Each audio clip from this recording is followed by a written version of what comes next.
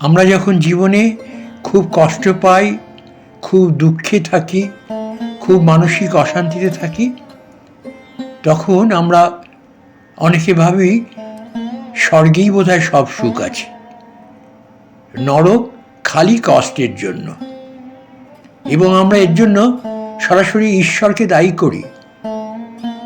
কিন্তু এর জন্য সত্যিই কি ঈশ্বর দায়ী? একটা গল্প বলি।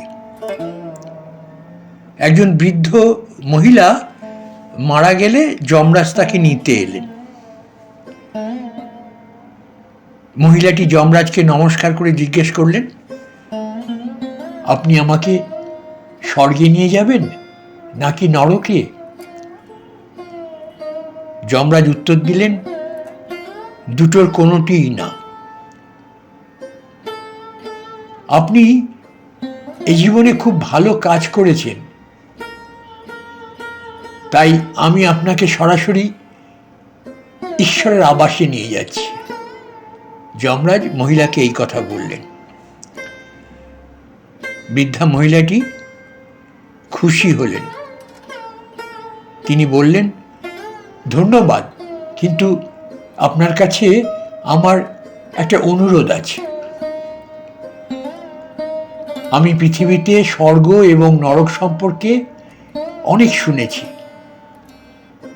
আমি তাদের উভয়কেই একবার দেখতে চাই। যমরাজ বললেন, ঠিক আছে, আপনার কর্ম তো ভালো, তাই আমি আপনার ইচ্ছে পূরণ করব। চলুন স্বর্গ এবং নরক হয়ে ভগবানের আবাসে যাই। তারপর তারা দুজনেই রওনা দিলেন এবং নরক প্রথমে এসে পড়ল। নরকে বৃদ্ধা মহিলাটি লোকেদের জোরে জোরে কান্না শুনতে পেলেন। সেখানে সবাইকে রুগ্ন এবং অসুস্থ দেখাচ্ছিল।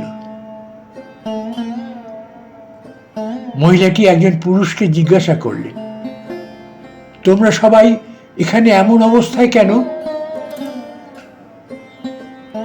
লোকটি বলল, তাহলে অবস্থাটা কেমন হবে? মৃত্যুর পর এখানে আসার পর থেকে আমরা একদিনও খাইনি।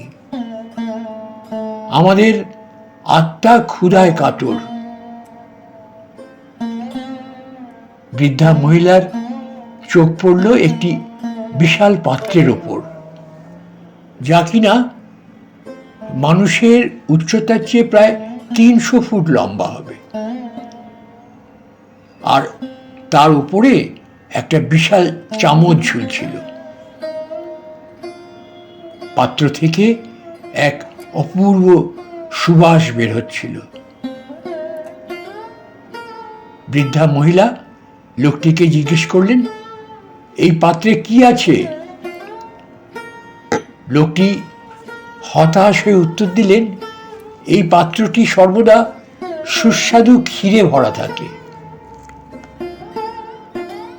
বৃদ্ধা মহিলা অবাক হয়ে জিজ্ঞেস করলেন, যদি এতে ক্ষীর থাকে তাহলে তোমরা মনের তৃপ্তিতে খাও না? তুমি কেন ক্ষুধার্ত? লোকটি কাঁদতে শুরু করে বলল, আমরা কিভাবে খেতে পারি? এই পাত্রটি তো 300 ফুট উঁচু, আমাদের কেউই এর কাছে পৌঁছতে পারে না।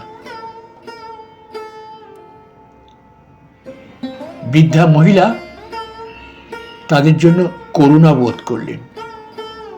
তিনি ভাবলেন, বেচারারা এক প্রায় অফুরন্ত পাত্র ক্ষীর থাকা সত্ত্বেও তারা এত ক্ষুধার্ত। হয়তো ঈশ্বর তাদের এইভাবেই শাস্তি দিয়েছেন। যমরাজ বৃদ্ধাটিকে বললেন, চলুন এগোই, আমাদের দেরি হয়ে যাচ্ছে। তারা দুজনেই হাঁটতে শুরু করল। কিছু দূর হেঁটে তারা স্বর্গে পৌঁছে গেলেন। সেখানে বৃদ্ধা মহিলা সকলের হাসি এবং কলরব শুনতে পেলেন এবং সেখানে সকলকেই খুব খুশি দেখাচ্ছিল।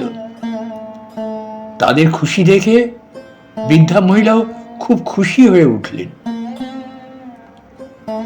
কিন্তু সেখানেও স্বর্গে বৃদ্ধার দৃষ্টি সেই একই 300 ফুট উঁচু পাত্রের ওপর পড়ল, ঠিক নরকের মতো।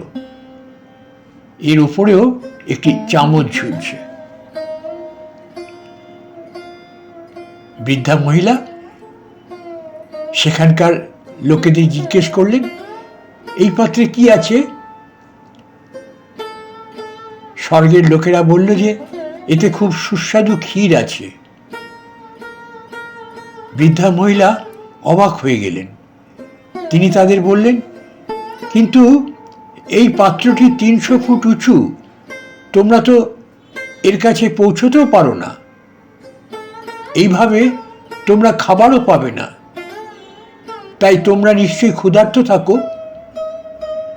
কিন্তু আমি তোমাদের সবাইকে এত খুশি দেখছি কেমন করে? এটা কিভাবে সম্ভব?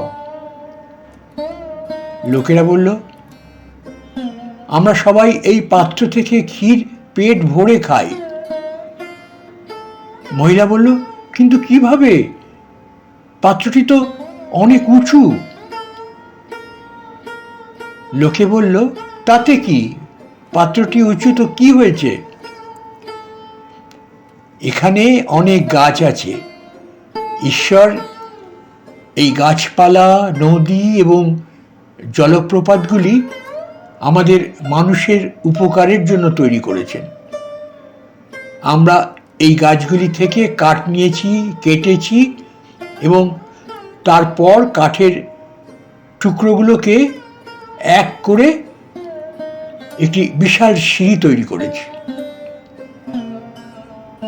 সেই কাঠের সিঁড়ির সাহায্যে আমরা ওই পাত্রে পৌঁছাই এবং সবাই আমরা একসাথে মিলে ক্ষীর উপভোগ করি। বৃদ্ধা মহিলা যমরাজের দিকে তাকালেন। যমরাজ হেসে বললেন, ঈশ্বর স্বর্গ ও নরকের ভোগ মানুষের ওপরই ন্যস্ত করেছেন।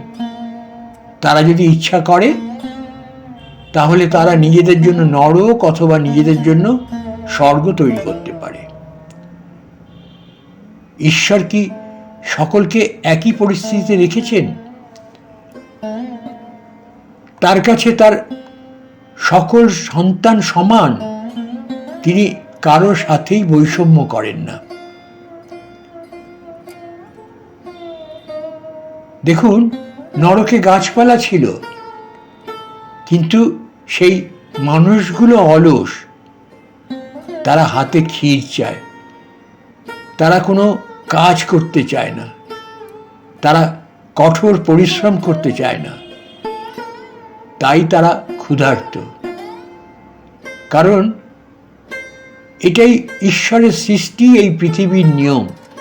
যারা কঠোর পরিশ্রম করে কেবল তারাই মিষ্টি ফল উপভোগ করতে পারে।